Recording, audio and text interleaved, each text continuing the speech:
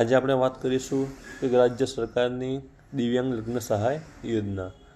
દિવ્યાંગ લગ્ન સહાય યોજના શું છે, તેના માપદંડ શું છે, તેનો દર શું છે, કયા કયા ડોક્યુમેન્ટ જોઈશે, તમામ વિગતો આપણે વાત કરીશું. તો સૌપ્રથમ વાત કરીએ તો જે દિવ્યાંગ લગ્ન સહાય યોજના છે તેની અંદર સૌપ્રથમ જે કન્યા હોય છે એની ઉંમર 18 વર્ષથી ઉપર હોવી જોઈએ. ત્યારબાદ છોકરાની ઉંમર 21 વર્ષથી વધુ હોવી જોઈએ.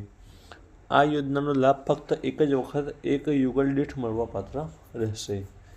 આ યોજના હેઠળ નીચે દર્શાવેલ દિવ્યાંગની ટકાવારી મુજબ લાભ આપવામાં આવશે.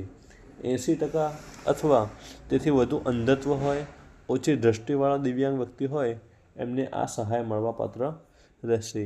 71% કે તેથી વધુ સાંભળવાની ક્ષતિવાળા હોય તે દિવ્યાંગ વ્યક્તિને આ લાભ મળવાપાત્ર રહેશે. ત્યારબાદ 50% અથવા તેની ક્રોનિક સ્થિતિ હોય, સામાન્ય ઈજા, જીવલેણ રક્તસ્રાવ હોય અથવા અન્ય જે પણ બીમારી હોય, જો ખોળખાપણ અપંગવાળા દિવ્યાંગ હોય તેમને આ લાભ મળવાપાત્ર રહેશે. જેની સ્ક્રીન પર તમે જોઈ શકો છો કયા કયા લોકો કયા ટકા પ્રમાણે લાભ લઈ શકે છે. ત્યારબાદ 40% કે તેથી વધુ સ્નાયુક્ષય, રક્તપિત્ત, સાજા થયેલ, એસિડના હુમલો હોય, ભોગ બનેલ હોય, હલનચલનની તકલીફ હોય તે લોકો આ યોજનાની અંદર લાભ લઈ શકે છે. ત્યારબાદ લગ્નના 1 વર્ષની સમય મર્યાદામાં અરજી કરવાની રહેશે. એટલે કે જ્યારે લગ્ન થાય તેના બાદ 1 વર્ષની અંદર, એટલે કે લગ્ન થયાના 1 વર્ષની અંદર આ ફોર્મ ભરવાનું રહેશે. ત્યારબાદ સહાયનો દર શું છે, તો આ યોજના હેઠળ દિવ્યાંગથી દિવ્યાંગ વ્યક્તિ લગ્ન કરે, મતલબ કે વિકલાંગ હોય છોકરો અને છોકરી પણ વિકલાંગ હોય ત્યારે ₹50,000 પ્લસ 50,000 એટલે બંનેને 50,000ની સહાય મળવાપાત્ર રહેશે.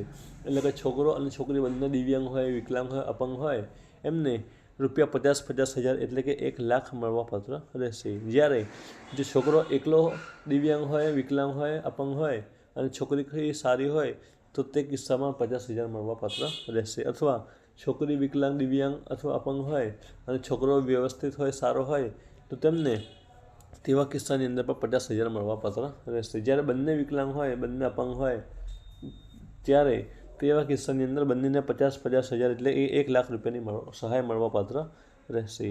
ત્યારબાદ રજૂ કરવાના ડોક્યુમેન્ટ કયા કયા જોઈશે, તો રહેઠાણનો પુરાવો. સૌપ્રથમ રહેઠાણના પુરાવા તરીકે રેશન કાર્ડ, આધાર કાર્ડ, લાયસન્સ, વીજળી બિલ, ચૂંટણી કાર્ડ તમે આપી શકો છો. ત્યારબાદ અરજદારનું શાળા છોડ્યાનું પ્રમાણપત્ર એટલે કે સ્કૂલ લિવિંગ સર્ટિફિકેટ. ત્યારબાદ કન્યાનું અથવા કુમારનું શાળા છોડ્યાનું પ્રમાણપત્ર એટલે કે બંનેની LC એટલે કે લિવિંગ સર્ટિફિકેટ ફરજિયાત જોઈશે.